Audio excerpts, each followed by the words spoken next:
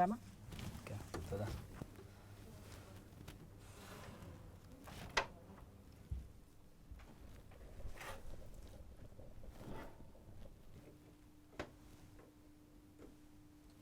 אני אשמיע לך רעשים וצפצופים. כל פעם שאתה שומע איזשהו רעש או צליל, אתה מרים את היד.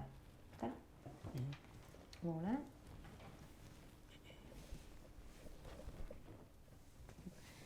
רגע, עוד לא התחלנו, זה אולי היה נדמה לך, זה נשמע ככה. אוקיי? אוקיי, סבבה, סורי. אז נתחיל שוב.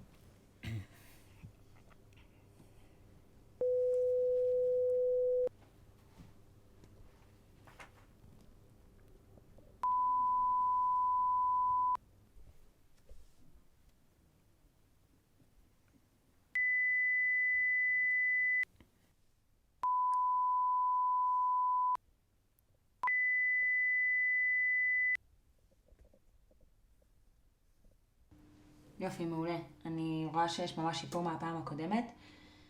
נעשה עכשיו כמה מילים, אני אגיד מילה ואתה פשוט תחזור אחריי. סבבה. יד, יד, כד, כד, בד, בד, דג, בד, חג, גד, גד,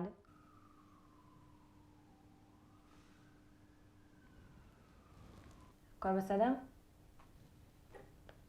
אתה מרגיש שמשהו שונה מהפעם הקודמת? מה, לא? נעשה אוקיי. שוב, פשוט. נעשה את זה שוב. יד, יד, כד, כד, בית, דג, ארון, כד.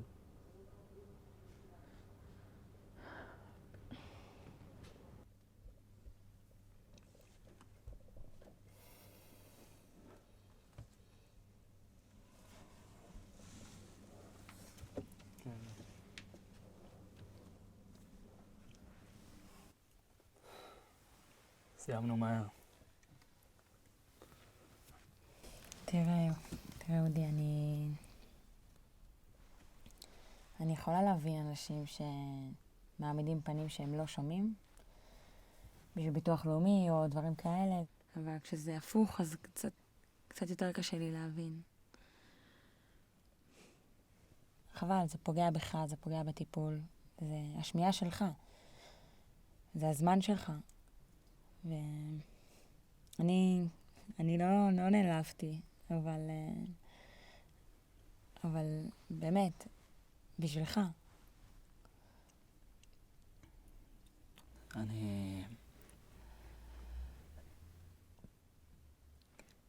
אני לא התכוונתי לפגוע בך.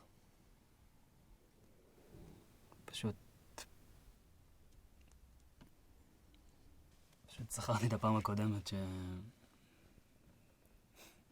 שישבת שם והצלחתי כזה, התקדמתי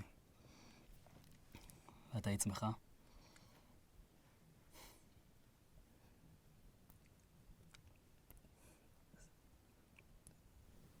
זה עשה לי טוב.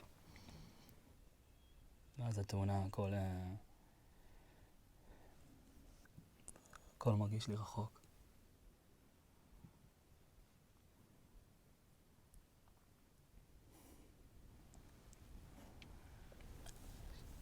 זה בסדר, אודי. אתה לא לבד.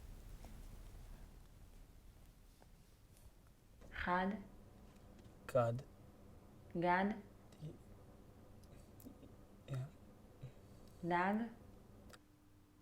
אודי, הכל בסדר? כן, כן.